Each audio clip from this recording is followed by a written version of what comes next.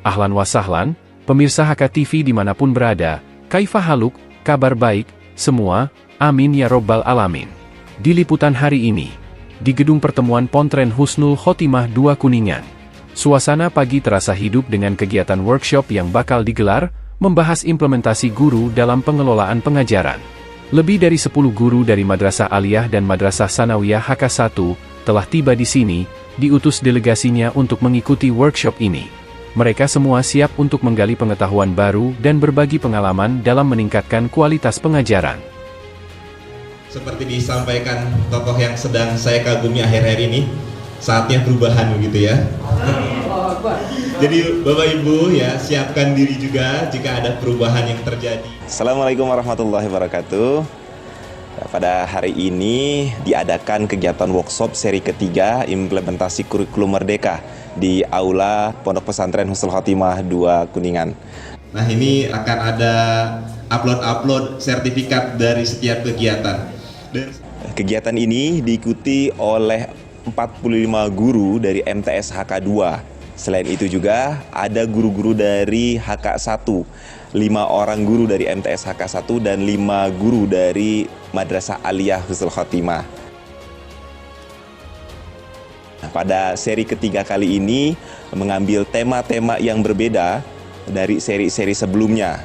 Tapi pada intinya seluruh kegiatan workshop implementasi kurikulum Merdeka ini bertujuan untuk menyiapkan para guru menghadapi kurikulum Merdeka yang akan diimplementasikan di Husnul Khotimah pada tahun pembelajaran 2024 dan 2025.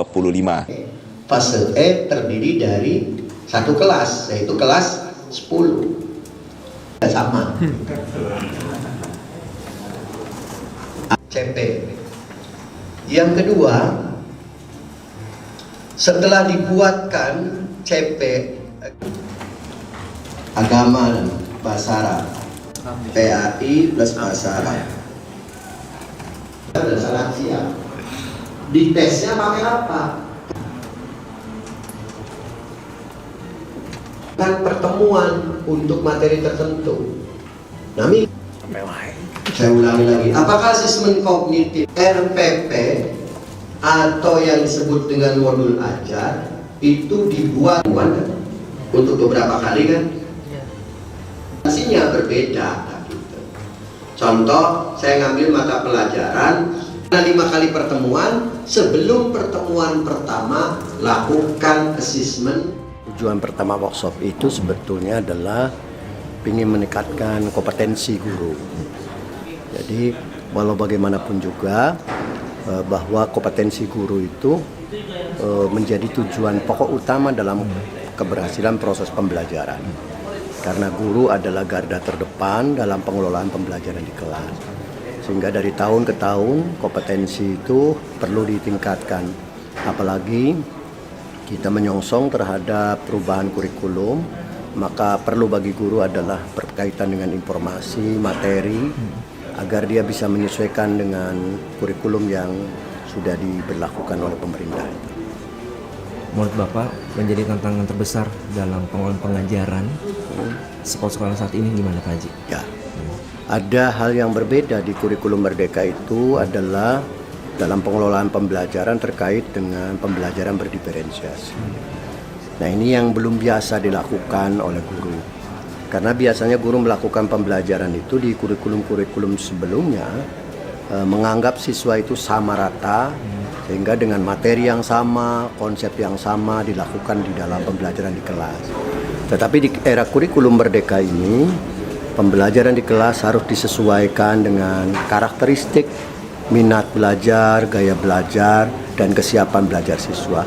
Sehingga pola pembelajaran di kelas tidak berlangsung sama, tidak disamakan, tetapi harus dibedakan. Baik dilihat dari sisi prosesnya, atau konten, pilihan-pilihannya, kemudian atau bisa dilihat dari segi lingkungan atau dari produknya. Itu disebut dengan konsep berdiferensiasi. Ini sulit nih Haji? Ya, itu yang mungkin barangkali sulit karena belum biasa dia belajar dengan menggunakan siswa dengan kelompok yang berbeda, begitu harus dikelompokkan. Untuk closingnya Pak Haji, harapan-harapan. Harapan saya adalah kegiatan peningkatan kompetensi bagi guru ini harus terus sering dilakukan, paling tidak minimal 1 semester sekali, agar satu, ilmu bertambah, perkembangan zaman juga sudah semakin cepat berkembang, guru harus bisa adaptasi, sehingga pada gilirannya akan berpengaruh positif terhadap hasil belajar siswa, dan itu juga berarti mengandung makna bahwa mutu pendidikan akan baik. Gitu. Oke Pak Haji, terima kasih atas waktunya Pak Haji. Assalamualaikum.